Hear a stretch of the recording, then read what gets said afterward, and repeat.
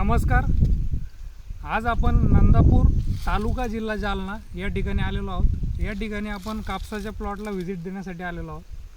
तर ICAR मार्फत विशेष कापूस प्रकल्प हा राबवण्यात आलेला आहे आपला जालना कृषी विज्ञान केंद्र यांच्यातर्फे. तर आपण सुखदेव चांदगुडे यांच्या शेतामध्ये आज उभे आहोत. तर भाऊचे काही नवीन भाऊनं काही प्रॅक्टिसेस केलेल्या आहेत आणि त्याच्यामधून त्यांचं जे पारंपरिक उत्पन्न येत होतं, म्हणजे जुन्या पद्धतीनं जे ती कापसाची शेती करत होते, तर त्या तुलनेमध्ये यावर्षी त्यांचं दुपटीनं उत्पन्न वाढलेलं आहे. तर आपण त्यांच्याकडून जाणून घेऊया की त्यांनी या शेतीमध्ये यावर्षी काय नवीन प्रयोग केला आहे. तर सर्वप्रथम नमस्कार भाऊ. नमस्कार. तर आपल्या कॉटनची लागवड कधी झाली होती? 16 जून 2024 या दिवशी बरोबर. लागवड केलेली आहे. तर तुम्ही याच्यामध्ये नवीन काय पद्धतीचा अवलंब केला? जे तुम्ही पारंपरिक करत होते त्याच्यापेक्षा काय वेगळं केलं? पारंपरिक पद्धतीमध्ये आपण 5 बाय 1 फूट या अंतरावरती नेहमी म्हणजे गेली 10 ते 15 वर्ष कापूस लावत होतो. बरं.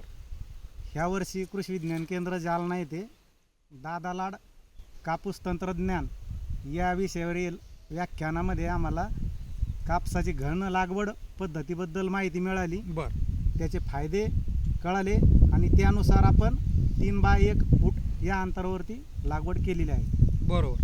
म्हणजे 3 बाय 1 या फुटावर लागवड केल्याच्या नंतर निश्चितच तुमच्या एकरी झाडांची संख्येमध्ये वाढ झाली. झाडांची संख्या वाढला झाल्यामुळं आपल्या कापसाच्या उत्पादनामध्ये दुपटीनं वाढ झालेली आहे. उत्पन्नामध्ये वाढ झाली. हो सर. तर याच्यामध्ये काही अडचणी आल्या का तुम्हाला हे करते वेळेस? मुख्य समस्या अशी वाटली का की बाबा हे अवघड आहे खूप, असं काही?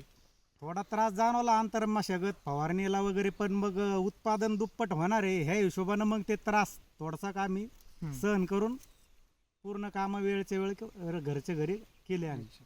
पण उत्पन्नामध्ये तर काही नुकसान नाही ना झालं आपलं? उत्पन्नामध्ये दुप्पट वाढ झाली. दुप्पट वाढ झाली. तर याच्यामध्ये तुम्ही काय काय प्रॅक्टिसेस केल्या होत्या? लागवड घनदाट लागवड केल्याच्या नंतर त्याची गळ फांदी काढली 40व्या दिवसाच्या आसपास. 2 ते 3 दिवस लागले त्याला आणि आम्ही ते काम घरीच केलं. अच्छा, घरीच केलं. एकही झाड हुकू न देता व्यवस्थित गळ फांद्या काढल्या. गळपांड्या काढल्या.